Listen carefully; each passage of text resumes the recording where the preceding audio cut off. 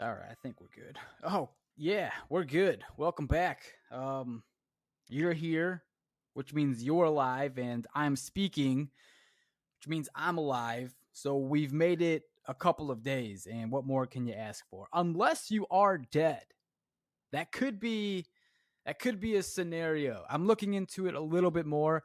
I used to watch a lot of ghost shows, and a lot of the spirits like to try and communicate through electronics. So it is possible that you're dead listening to this.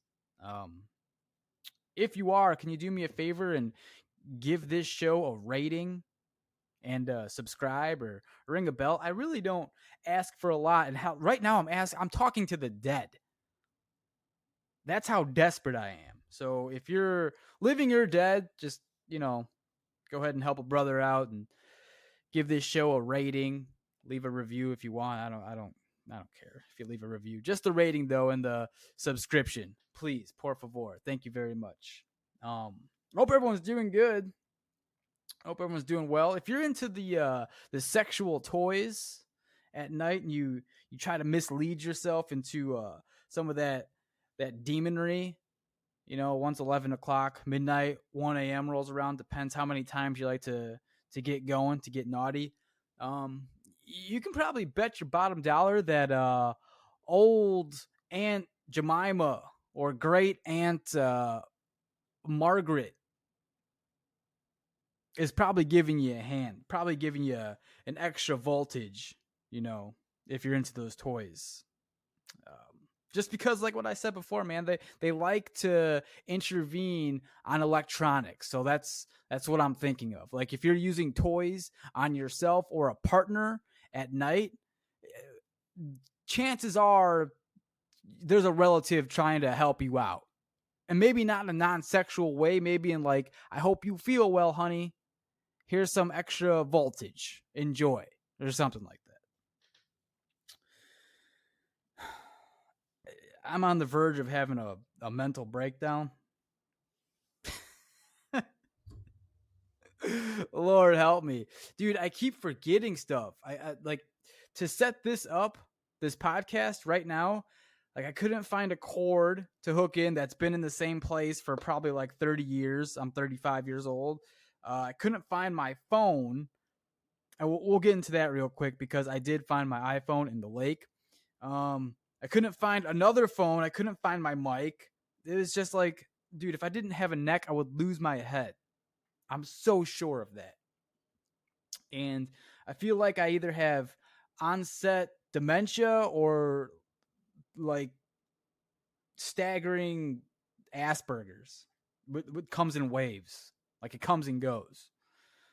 One of the two. There's not really any middle ground. It's one of the two. But yeah.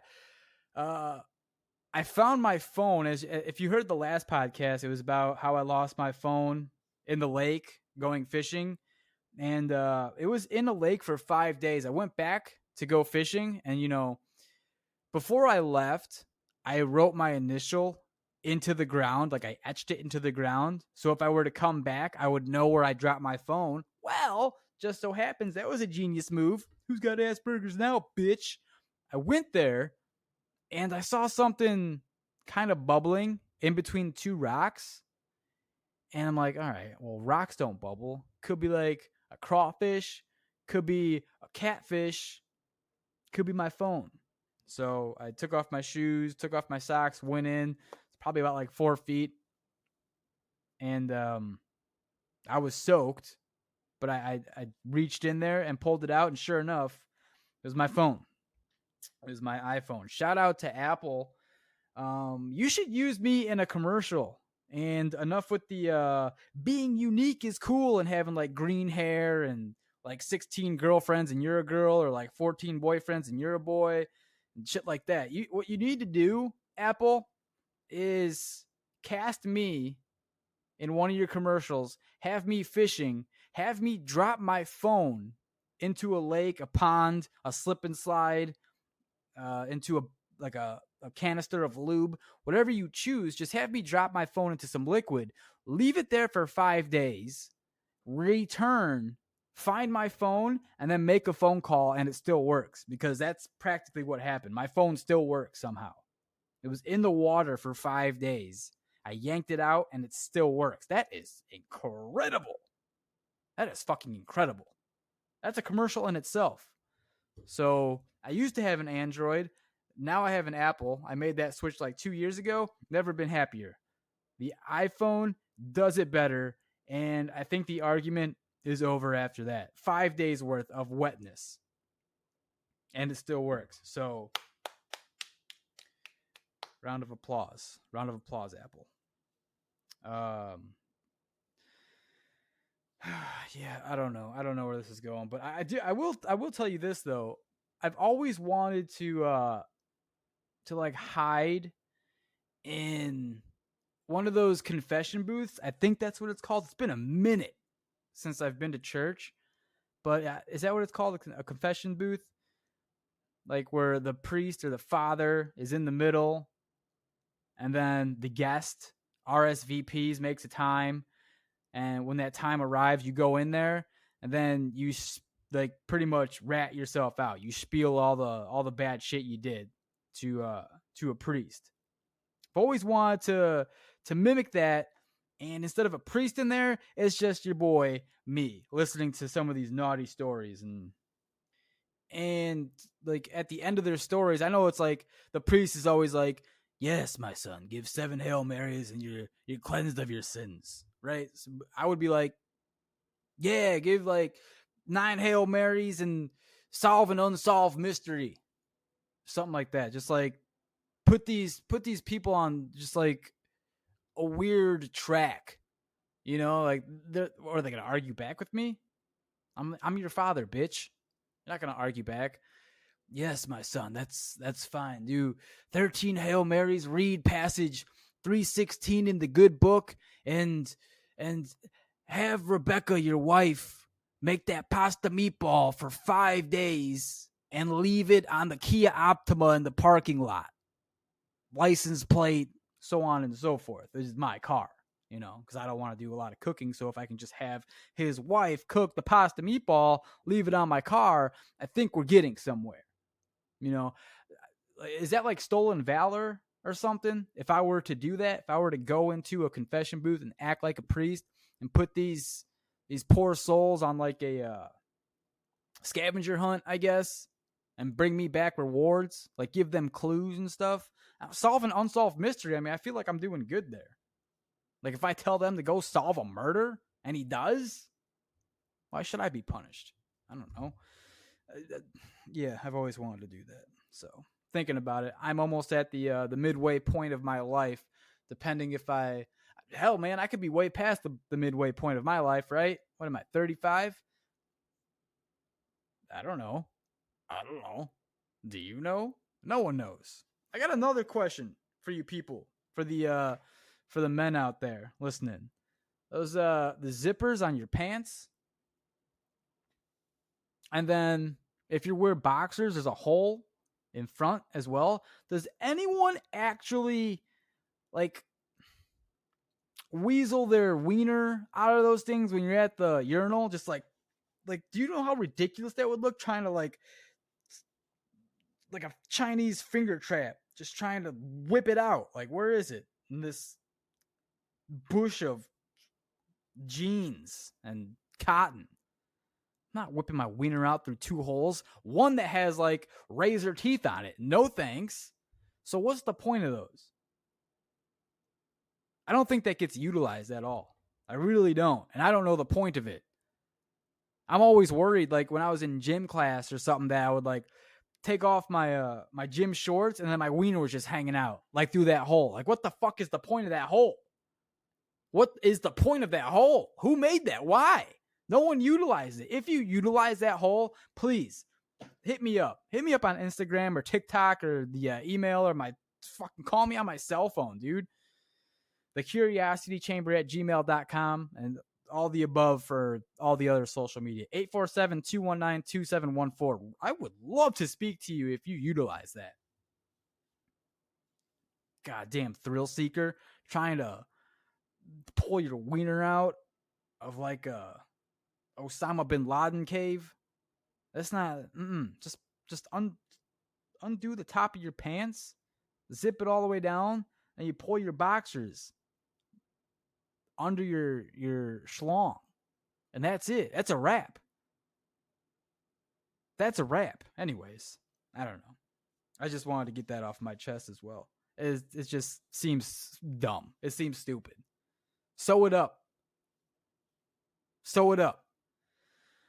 I had a close friend of mine, a source, goes by the name of Dr. Bach. She is a professor. And she sent me something on Instagram, and it showed that there's something called chest feeding now. Not breastfeeding, but chest feeding. And this is where I believe transsexual men who were men but are now women want to breastfeed their child. And I'm not against transsexual. You know that. I have transsexual friends. However, this is kind of tipping me to a point where I'm just like, what the fuck? Because my friend made a good point as well when we were talking about this on this topic, that some women can't even breastfeed because they're on medicine. They're on there's something that their doctor prescribed them. So they can't even breastfeed because of that, or they make the sacrifice and don't take the medicine that can help them so they can breastfeed. Well, now you're having these men put something into their body that artificially, I don't know what the liquid is that is going into their chest, but ultimately is what's happening is they're being injected, and some kind of fluid is inflaming the chest area, and they're feeding their babies with it. I'm reluctant to say it's milk because really don't think so. Whatever it is, it's not the same thing that a woman gives. I mean, shit, dude. Listen, man. It's just the luck of the draw, dude. I can't breastfeed. I'm a man. I don't want to. I understand that. But guess what I did want to do? I wanted to play fucking baseball. I wanted to play in the MLB. So bad. So bad. I spent so much time and dedication, hours and hours and hours and hours of bettering myself to try and play in the MLB. It just wasn't in my cards, man. Some things are just not in the cards. Like if you're a man, you aren't going to breastfeed. We just have to live with certain things, man. I don't think that science should be going that way to help men breastfeed babies. I don't.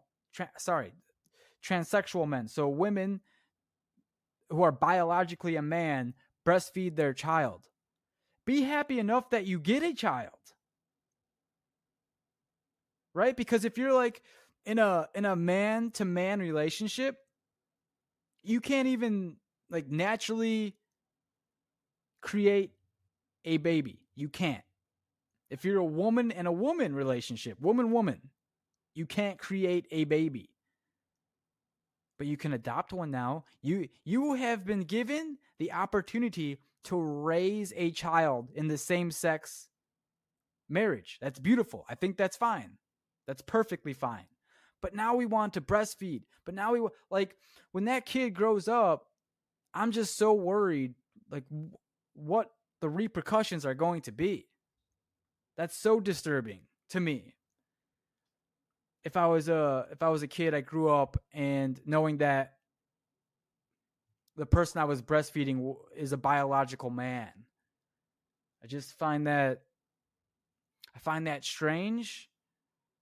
I find that socially strange. I find that dangerous, like chemically dangerous, almost to the point of like abuse. Because there's no way there's been studies done for long term. What could happen to the baby that's breastfeeding these chemicals? Because it's not milk. This is artificial. So it just feels wrong to me. And I know that people that feel it's right and there's nothing wrong with this, have a very strong stance on that. And I know there's probably going to be a fuck ton of backlash for me saying that, but I have to. I have to say that. I have to. It's just how I feel. It's my opinion. I strongly feel that way. And I'm very open minded. So if anyone that's listening to this disagrees with me, please write me. Like, don't be nasty. We can talk about this like adults. Just lay out the facts. Tell me where I'm wrong, and then I'll look at it. I'll try to see your side of the argument, and then I'll come back on here next week or the next time that I podcast if there is any responses to this, and I'll read it what you wrote, and then I'll rebuttal, and then maybe I'll invite you onto the podcast and we can have like a conversation, I guess, an open conversation, because I just feel strongly against that. And I feel for the kids that are being put through that. So, I don't know. Yeah, we're going to end it there. But last week when I did the podcast, I did 40 minutes and I apologize. I think I used my laptop mic. I was sitting crisscross applesauce because I can't say Indian style anymore, or else they'll take off my head. They'll scalp me, which Indians used to do. But I was sitting crisscross applesauce in my living room. I had a new little setup, and my mic was like cockeyed a little bit. It was twisted. It might have been upside down and backwards, and I had the cord around my neck. And I listened to it, and it sounded like I was a mile away. So I apologize for that. That's on me, and I hope I sound better today.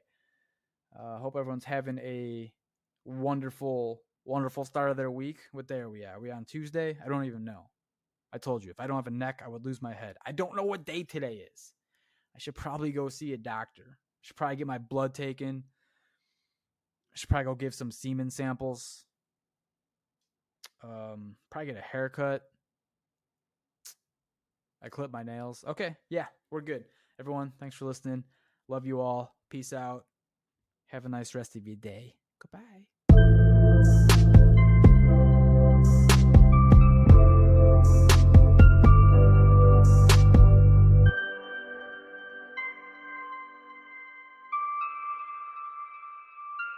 Welcome to the Curiosity Chamber.